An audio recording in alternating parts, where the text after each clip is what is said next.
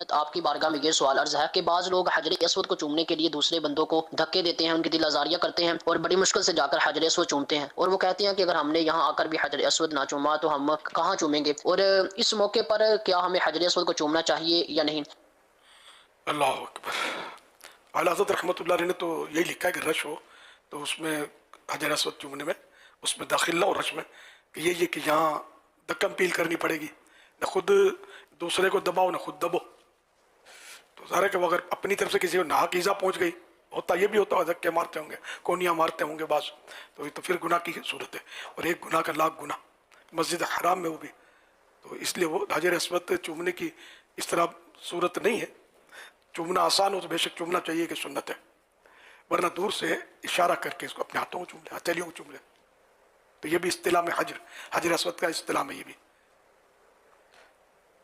ابھی جب اگر کسی نے اس طرح ایزا دی ہے کسی کو توبہ بھی کرے، لیکن یہ بڑا مسئلہ ہے کہ اگر حق العبد ہے، جب تک بندہ معاف نہیں کرے گا وہاں معاف ہوگا نہیں.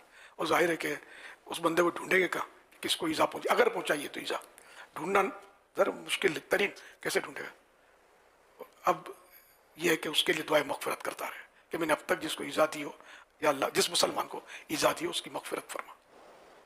اللہ کی رحمت سے امید رکھے کہ وہ صورت صلحہ کی کروا دے. قیامت دن صلحہ اللہ پاک کروائے گا اپنے بندوں میں، جس کے لیے چاہے گا، ورنہ تو نیکیاں دینی پڑیں گی جس کو تکلیف دی، اور اس کے اپنے گناہ اگر پھر بھی نیکیاں دے کر بھی مسئلہ حل نہیں ہوا تو اس کے گناہ اپنے اوپر لینے پڑیں گے.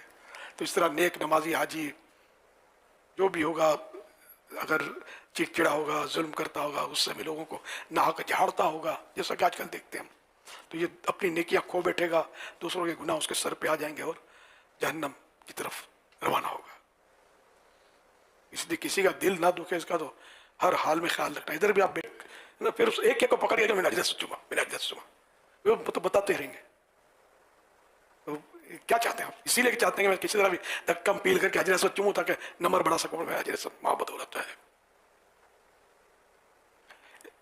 تو اس طرح کرتے ہیں. کسی کو کعبہ شریف کے اندر داخلہ مل جائے، کسی نے مجھے کس سنایا تھا اپنا، وہ کوئی شخصیت تھے اندر داخلہ ملا تھا، حالانکہ حتیم کے اندر جو داخل ہو جائے وہ بھی عین کعبہ کے اندر داخلہ ہے، جو کعبہ ہی کا حصہ.